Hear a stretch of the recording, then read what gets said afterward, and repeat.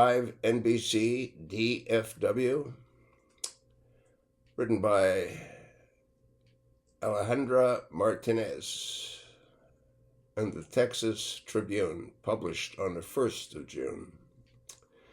Title: Texas Flood Plan, 5 million people at risk in flood-prone areas. Good luck getting insurance. Take a look at that photograph. I mean, you think they're in a river, but they're actually on a main thoroughfare. More than 5 million Texans, or 1 in 6 people in the state, live or work in an area susceptible to flooding, according to a draft of the state's first ever flood plan. The plan by the Texas Water Development Board is an effort to reduce the risk for those people by recommending solutions to harden Texans against floods and rising sea levels. The board was required to create the plan in 2019, state law passed in response to Hurricane Harvey. The public can make comments on the plan during the May 30th meeting in Austin and have until June 17th to submit comments online. The plan, released in early May, estimates that close to 1.3 million Texans' homes are in flood-prone areas. Good luck in getting insurance, like I said. Sarah Kirkle, the Director of Policy and Legislative Affairs for the Texas Water Conservation Association, which represents water professionals including water districts, water authorities, and groundwater conservation districts, said the plan is significant because it gives the most complete picture yet of which areas of the state are most at risk for flooding. The plan used existing flood data to create the map and served as a baseline, but many state regions either didn't have flood maps or used outdated maps.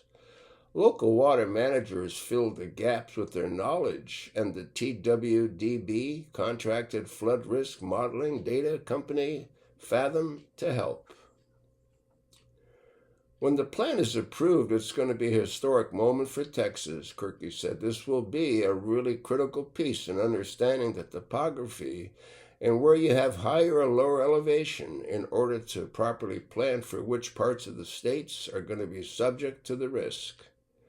Good luck in selling those homes in that flood-prone area. Climate change is increasing flood risks in Texas, bringing warmer temperatures that cause more water to evaporate from the land and oceans, leading to higher rainfall. Climate change also intensifies hurricanes and sea level rise, all of which may cause river floods to become larger and more frequent. You remember when for, I don't know how many years, you saw contrails in the sky? You don't think this had a lot to do with what's going on right now? Texas has a long history of flooding, and Harvey, a Category 4 hurricane that dumped more than 50 inches of rain in parts of the Houston area over 4 days, was the wettest tropical cyclone in U.S. history and caused nearly $125 billion in damages. More recently, back-to-back, heavy spring rains caused widespread flooding and evacuations across southeast Texas. More than 2.4 million people live or work in a 100-year flood plan. Areas that have a 1% chance of flooding each year, according to the draft state flood plan. Another 2.8 million people are in a 500-year flood plan, which have 0.2 chance of flooding each year. 1/4 of the state's land, roughly 67,000 square miles, either falls within a 100-year flood plan or the 500-year flood plan, according to the plan, and each of the state's 254 counties has experienced at least one federally declared flood disaster since 1953, according to TWDB. The plan includes a set of legislative recommendations from TWDB and others set by 15 regional groups, anchored by one of the state's major watersheds that helped create the plan. The state flood plan estimates that recommended flood mitigation projects to reduce the risk of flooding across Texas could cost more than $49 billion but more than half of the money would be allocated to the Ike Dike project, a coastal barrier intended to protect the Houston region from storm surge during hurricanes. TWDB is recommending the state lawmakers allocate additional funding for flood mitigation and prevention projects. The state's Flood Infrastructure Fund, which was created in 2019, has dedicated nearly $644 million through loans and grants to local governments to finance drainage and flood mitigation projects. Lawmakers have voted to allocate about $1.4 billion for the fund since it was created.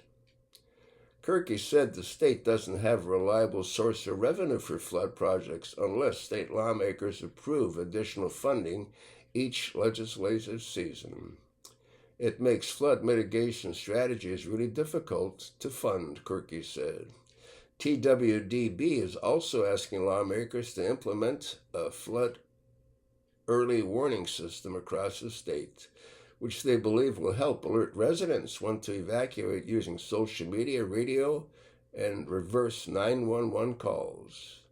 Other recommendations by TWDB include asking lawmakers to establish a technical assistance program to help small, remote, rural, and disadvantaged communities who are strained for resources to apply for grants or loans.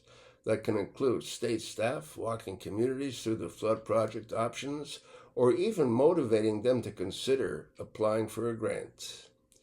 According to the plan, more than 70% of all flood fatalities in Texas occur when people try to cross flooded low-water crossings.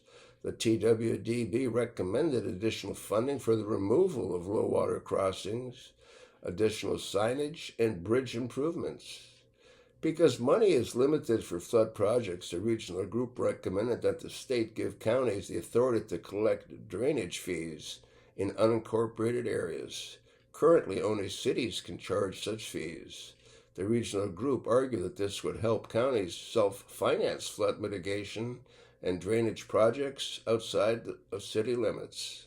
Who can afford to pay those additional fees? According to the 2023 nationwide storm water utility survey by Western Kentucky University, of the 1,450 cities and counties in Texas, only about 150 communities have a dedicated drainage fee. Cyrus Reed, Conservation Director for the Lone Star chapter of the Sierra Club, said the plan is an impressive effort, but does have some limitations.